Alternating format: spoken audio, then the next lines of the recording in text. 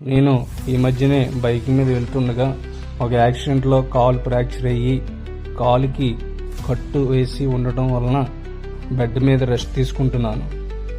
2 రోజుల తర్వాత తెల్లవారితే గురువారం 3:18 సమయంలో నేను గాఢ నిద్రలో ఉన్నప్పుడు నాకు ఒక కల వచ్చింది. ఆ కలలో నేను నా కొడుకుతో మంచం పైన రోడ్డు పక్కన పడుకున్నట్టు మరియు నాకు దగ్గరలో నా భార్య కూతురు పడుకున్నట్టు ఆ కలలో అనిపించింది. అందరూ గాఢ నిద్రలో ఉన్నారు. ముందు పిలిచినప్పుడు లేవలేదు. రెండవసారి పిలిచినప్పుడు ఎవరు అని లేచినాను. ఎవరు ఈ సమయంలో పిలుస్తున్నారని గోడ వద్దకు వెళ్ళినాను.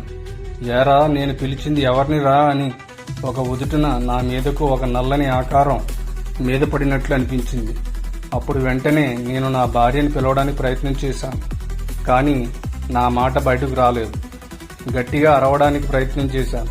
అయినా కూడా నా మాట పక్కన ఉన్న నా భార్యకు వినిపించలేదు. ఇంతలో నా కాలు బిగుసుకుపోతుంది. ఎంత ప్రయత్నించినా కాళ్ళు చేతులు కదపలేకపోతున్నా. అప్పుడు నాకు ఏదో అయ్యింది అనిపించింది.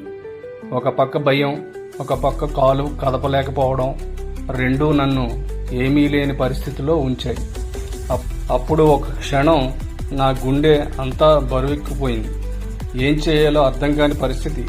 అలా జరుగుతుండగానే నాకు మనసులో హనుమంతుడు గుర్తుకు వచ్చి జై శ్రీ ఆంజనేయ అని మనసులో అనుకుని ఒక్క ఉదుటనే నా కుడి చేయితో నిద్రలో ఉండగానే నా పైన ఉన్న నల్లటి ఆకారాన్ని కొట్టబోయాను.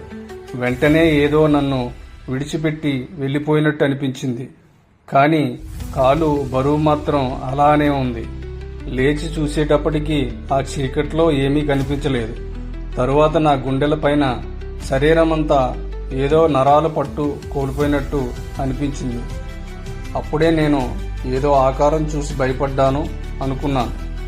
కానీ దానికి కారణం మన శరీరం యొక్క నరాలు బిగిసిపోయినప్పుడు, శరీరంలో కదలిక లేనప్పుడు ఇలా మన మీద ఏదో ఒక ఆత్మ ఆవహించిందని అనిపిస్తుంది.